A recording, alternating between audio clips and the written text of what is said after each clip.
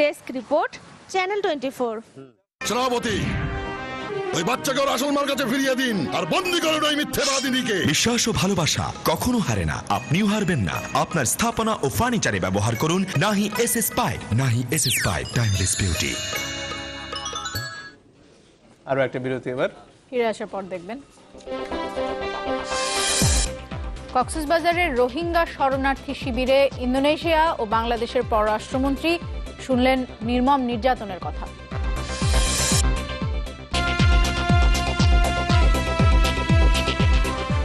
বিরতির পর আবারও ফিরলাম।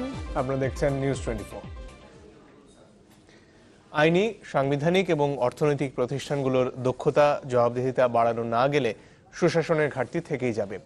বাংলাদেশের শাসন পরিস্থিতি নিয়ে ব্র্যাক বিশ্ববিদ্যালয়ের বার্ষিক গবেষণা প্রতিবেদনে উঠে এসেছে এ তথ্য। সকালে রাজধানীর ব্র্যাক ইন সেন্টারে এটি প্রকাশ করা হয়।